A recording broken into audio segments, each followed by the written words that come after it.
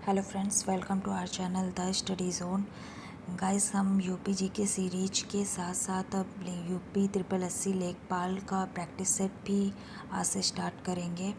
तो गाइस, अगर अभी तक आपने मेरे चैनल को सब्सक्राइब नहीं किया है तो प्लीज़ सब्सक्राइब कर लीजिए और साथ ही बेल आइकन को भी प्रेस कर लीजिए, जिससे मेरे सारे वीडियो की नोटिफिकेशन आपको आसानी से मिल सके।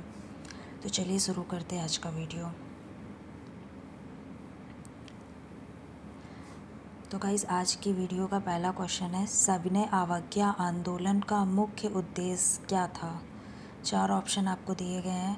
पहला, गोलमेज सम्मेलन के विरुद्ध। दूसरा, विंस्टन चर्चिल का प्रतिक्रियावादी उपागम। तीसरा, नमक कर के विरुद्ध। चौथा, अगस्त कथन के विरुद्ध। तो गाइज़, इसमें से जो आपका राइट आंसर होगा वो होगा ऑप्शन सी, नमक कर के विरुद्ध।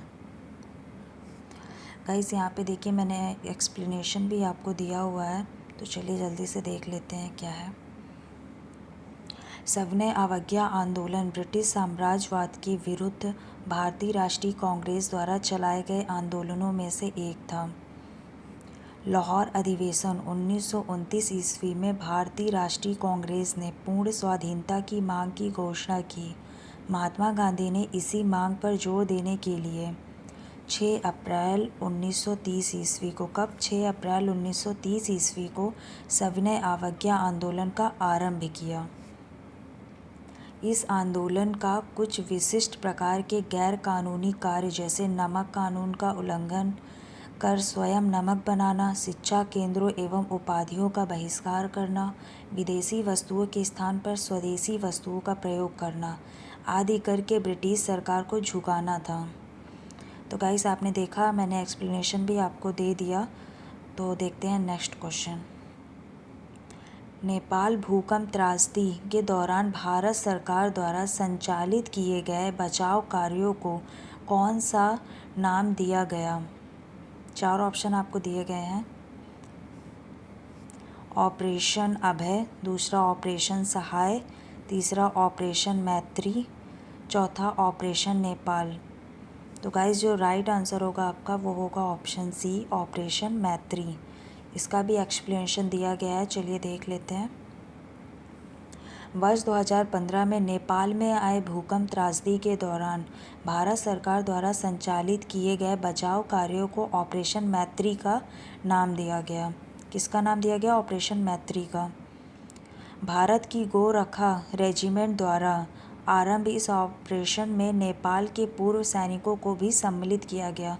तो यहाँ पे आपको ध्यान देना है गाइस कि भारत की गोरखा रेजिमेंट द्वारा ये आरंभ किया गया था ऑपरेशन। नेक्स्ट पॉइंट क्या है इसका? इस भूकंप का अधिकेंद्र लामजुंग था तथा रिएक्टर स्केल पर इसकी तीव्रता 8.1 थी। तो गाइस, ये कुछ फैक्ट थे आपके इस क्वेश्चन के। अब देखते हैं नेक्स्ट क्वेश्चन। एनपीपी के क्या अभिप्राय हैं? तो गाइस, एनपीपी का क्या फुल फॉर्म है ये पूछा गया है आपसे। 4 ऑप्शन आपको दिए गए हैं। पहला है नेशनल पॉपुलेशन प्रोडक्शन, दूसरा है नेशनल पॉपुलेशन प्रोग्राम, तीसरा है नेशनल पॉपुलेशन प्रोजेक्ट, चौथा है नेशनल पॉपुलेशन पॉलिसी। तो गाइस, इसका जो राइट आंसर होगा आपका वो होगा option D, national population policy. इसके भी कुछ फैक्ट दिए गए हैं, चलिए देख लेते हैं। एनपीपी का विस्तृत रूप नेशनल पॉपुलेशन पॉलिसी है। एनपीपी 2001 स्कीम की रूपरेखा प्रस्तुत करती है, जिसमें 14 वर्ष की आयु तक स्कूली शिक्षा निःशुल्क और अनिवार्य बनाना, बीच में ही पढ़ाई छोड़ देने वाले लड़के एवं लड़कियों की संख्या 20% से नीचे लाना, पीको से रोके जाने वाले रोगों से सभी बच्चों की प्रतिरक्षित करना आदि उद्देश्य निर्धारित किए गए हैं।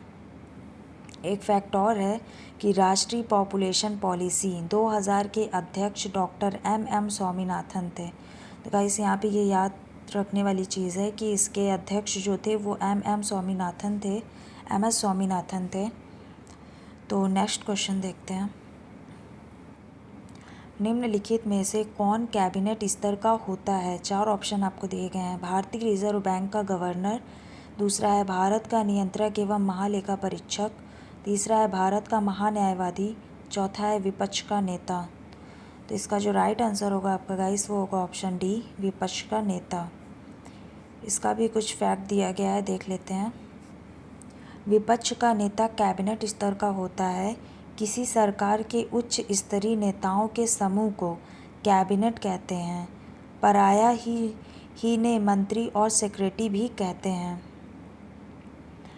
दूसरा फैक्ट है, विपक्ष का नेता भारतीय संसद के दोनों सदनों में प्रत्येक आधिकारिक विपक्ष का नेतृत्व करता होता है। नेक्स्ट फैक्ट है, यदि विपक्ष के किसी दल के कुल सीटों का 10% नहीं है तो इस स्थिति में लोकसभा और राज्यसभा में कोई विपक्ष का नेता नहीं हो सकता। नेक्स्ट क्वेश्चन देखते हैं। वह कौन सा स्थान है जहां अंतिम मुगल सम्राट बहादुर शाह जफर की मृत्यु हुई थी? 4 ऑप्शन आपको दिए गए हैं। पहला ग्वालियर, दूसरा आगरा, तीसरा दिल्ली, चौथा रंगून। तो जो राइट आंसर होगा आपका वो होगा ऑप्शन डी, रंगून में। इसके भी कुछ फैक्ट दिए गए हैं, देख लेते हैं। अंतिम मुगल सम्राट बहादुर शाह जफर का शासनकाल कब से कब तक था? 1837 से 1857 तक था। 1857 ईस्वी की क्रांति के दौरान अंग्रेज़ों ने पुनः दिल्ली पर कब्जा कर लिया और बहादुर शाह जफर को गिरफ्तार कर उन पर मुकदमा चलाया गया तथा उन्हें रंगून जेल भेज दिया गया। 1862 ईस्वी में रंगून में बहादुर शाह जफर की मृत्यु हो गई। नेक्स्ट क्वेश्चन, मथुरा, डिगबोई और पानीपत में परिष्करणशालाएँ किसके द्वारा स्थापित की गईं? 4 ऑप्शन आपको दिए गए हैं।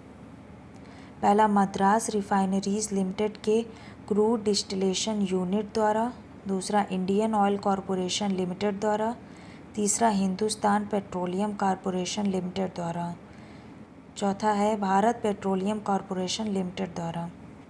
इसका जो राइट आंसर होगा गाइस वो होगा option B, Indian Oil Corporation Limited द्वारा। इसका भी एक्सप्लेनेशन दिया गया है, देख लेते हैं। मथुरा, डिगबोई और पानीपत में परिष्करणशालाएँ इंडियन ऑयल कॉरपोरेशन लिमिटेड द्वारा स्थापित की गईं। सार्वजनिक क्षेत्र की company Indian Oil Corporation limited एक फॉर्च्यून 500 कंपनी है जो भारत सरकार की सबसे बड़ी एकीकृत तेल शोधन और विपणन करने वाली महारत्न दर्जा प्राप्त करने वाली कंपनी है। दूसरा फैक्ट है, भारत की कुल 19 तेल परिशोधन गांव में से 10 इंडियन ऑयल के स्वामित्व के अधीन है। नेक्स्ट क्वेश्चन, उच्चादन अनावरण पर किसी पदार्थ का वायुसेना मी का अवशोषण करने के गुण को कहा जाता है? 4 ऑप्शन आपको दिए गए हैं। पहला है शुष्कन, दूसरा है पराशरण, तीसरा है प्रस्फुटन, चौथा है प्रस्वेदन। तो आपका जो राइट आंसर होगा गाइस वो होगा ऑप्शन डी, प्रस्वेदन। इसका भी एक्सप्लेनेशन दिया गया है, देख लेते हैं। रसायन शास्त्र में उच्चादन अनावरण पर किसी पदार्थ का वायु से नवमी का अवशोषण करने के गुण को प्रस्वेदन कहा जाता है। इस प्रक्रिया के परिणाम स्वरूप विलेन का निर्माण होता है। यहाँ पर गाइस विलेन नहीं विलियन होगा, विलियन। नेक्स्ट क्वेश्चन है, प्रायद्वीपी भारत का दक्षिणी छोर कन्याकुमारी स्थित है। 4 ऑप्शन आपको दिए गए हैं। पहला भूमध्य रेखा के उत्तर में, दूसरा कर्क रेखा के उत्तर में, तीसरा भूमध्य रेखा के दक्षिण में, चौथा कर्क रेखा के दक्षिण में। तो इसका जो राइट आंसर होगा गाइस वो होगा ऑप्शन ए, भूमध्य रेखा के उत्तर में। इसका भी एक्सप्लेनेशन दिया गया है, देख लेते हैं। प्रायद्वीपी भारत का दक्षिणी छोर कन्याकुमारी भूमध्य रेखा के उत्तर में स्थित है। भूमध्य रेखा से भारत के दक्षिण छोर की दूरी 876 किलोमीटर है। कितनी है? 876 किलोमीटर। कन्याकुमारी भारत के दक्षिणवर्ती राज्य तमिलनाडु में है। नेक्स्ट क्वेश्चन, दालें किसका अच्छा स्रोत होती हैं? 4 ऑप्शन आपको दिए गए हैं, विटामिनों का, कार्बोहाइड्रेटों का, वसाओं का, प्रोटीनों का। तो जो राइट आंसर होगा आपका गाइस वो होगा ऑप्शन डी, प्रोटीनों का। दालें जो होती हैं वो प्रोटीनों का अच्छा स्रोत होती हैं। इसका भी कुछ एक्सप्लेनेशन दिया गया है, देख लेते हैं। दालें प्रोटीन का अच्छा स्रोत होती हैं। दालें प्रोटीन अनेक स्वास्थ्य लाभ देती है, जैसे मांसपेशियों को ताकत देना, हड्डियां मजबूत होना, ऊतक की मरम्मत, प्रतिरक्षा प्रणाली का निर्माण करना आदि। दूध, बादाम, सोयाबीन, दही, पनीर आदि प्रोटीन के स्रोत हैं। तो ये सारे प्रोटीन के स्रोत हैं। नेक्स्ट क्वेश्चन, केंद्र सरकार के विकास व्यय में शामिल नहीं है। 4 ऑप्शन आपको दिए गए हैं। पहला, राज्यों के लिए अनुदान। दूसरा, रक्षा व्यय। तीसरा, आर्थिक सेवाओं पर व्यय। चौथा, सामाजिक एवं सामुदायिक सेवाओं पर व्यय। तो इसका जो राइट आंसर होगा आपका गाइस वो होगा ऑप्शन बी, रक्षा व्यय। इसका भी एक्सप्लेनेशन देख लेते हैं। केंद्र सरकार के विकास व्यय में रक्षा व्यय शामिल नहीं है। केंद्र सरकार के व्यय में राज्यों के लिए अनुदान, आर्थिक सेवाओं पर व्यय तथा सामाजिक एवं सामुदायिक सेवाओं पर व्यय है। केंद्र सरकार लोक कल्याणकारी मदों पर अधिक व्यय करती है। तो गाइस ये थे आज के वीडियो के 10 क्वेश्चन। आई होप आपके लिए वीडियो यूज़फुल रहा होगा। अगर वीडियो पसंद आए तो प्लीज़ लाइक शेयर सब्सक्राइब ज़रूर करिएगा। मिलते हैं नेक्स्ट वीडियो में।